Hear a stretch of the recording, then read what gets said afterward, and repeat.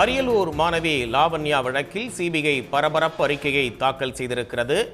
அரியலூர் மாணவி லாவண்யா தற்கொலைக்கு மதமாற்ற முயற்சி காரணம் அல்ல என்று உச்சநீதிமன்றத்தில் சிபிஐ அறிக்கை தாக்கல் செய்திருக்கிறது. மாணவி படித்த பள்ளியில் எந்த ஒரு மத மாற்றமும் நடக்கவில்லை என்று சிபிஐ அறிக்கையில் தெரிவித்திருக்கிறது. அண்மை செய்தியாக பார்க்கிறோம்.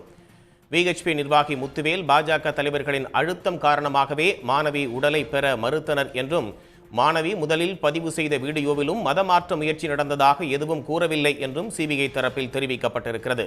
கன்னியாஸ்திரி சகாயமேரி துன்புறுத்தல் குறித்தும் அதனால் படிப்பு பாதிக்கப்பட்டது குறித்துமே மாணவி வீடியோ வெளியிட்டிருக்கிறார் என்றும், மதமாற்ற முயற்சி நடந்ததாக எந்த வீடியோவிலும் மாணவி பேசவில்லை என்றும் சிபிஐ அறிக்கை தாக்கல் செய்திருக்கிறது. அண்மை செய்தி.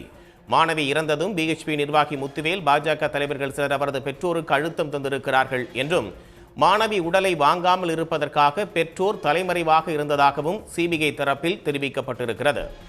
விஹெச்பி நிர்வாகி முத்துவேல் எடுத்த வீடியோக்கள் சமூக வலைதளங்களில் பரப்பப்பட்டிருக்கின்றன என்றும், பாதிக்கப்பட்ட மாணவியின் அடையாளத்தை மறைக்காமல் வீடியோ எடுத்து வெளியிட்ட முத்துவேல் மீது வழக்கு பதிவு செய்யப்பட்டிருப்பதாகவும் சிபிஐ தெரிவித்திருக்கிறது. மாணவியின் உடலை வாங்க வேண்டாம் என பெற்றோருக்கு விஹெச்பி நிர்வாகி முத்துவேல் பாஜக தலைவர்கள் சிலர் அழுத்தம் கொடுத்திருக்கிறார்கள் என்றும், அரியலூர் மாணவி லாவண்யா தற்கொலை விவகாரத்தில் விஹெச்பி பாஜகவினரின் பொய் பிரச்சாரம் என்பது அம்பலமாகியிருக்கிறது.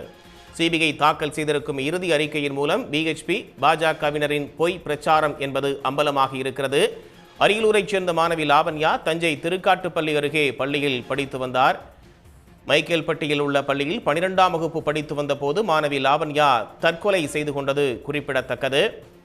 கட்டாய மதமாற்ற துன்புறுத்தலால் மாணவி தற்கொலை செய்து கொண்டதாக விஹெச்பி மற்றும் பாஜக நிர்வாகிகள் குற்றம் சாட்டியிருந்தார்கள். லாவண்யா தற்கொலைக்கு மதமாற்ற முயற்சியே காரணம் என அப்போதைய பாஜக மாநில தலைவர் அண்ணாமலை உள்ளிட்டோர் குறிப்பிட்டதும் குறிப்பிடத்தக்கது. அண்ணாமலை உள்ளிட்டோர் குற்றம் சாட்டி வந்த நிலையில் சிபிஐ அறிக்கையால் இந்த பொய் பிரச்சாரம் என்பது அம்பலமாகியிருக்கிறது. சிபிசிஐடி விசாரணை கோரி மாணவியின் தந்தை தொடர்ந்த வழக்கில் சிபிஐ விசாரணைக்கு உயர்நீதிமன்ற கிளை உத்தரவிட்டிருந்தது. உயர்நீதிமன்ற கிளை உத்தரவுக்கு எதிராக உச்சநீதிமன்றத்தில் அரசு தொடர்ந்த வழக்கில் சிபிஐ இறுதி அறிக்கையை தாக்கல் செய்திருக்கிறது. அரியலூர் மாணவி லாவண்யா தற்கொலைக்கு மதமாற்ற முயற்சி காரணம் அல்ல என்று உச்சநீதிமன்றத்தில் சிபிஐ அறிக்கை தாக்கல் செய்திருக்கிறது. உடனுக்குடன் செய்திகளை தெரிந்து கொள்ள சன் நியூஸ் பெல் ஐகானை கிளிக் பண்ணுங்க.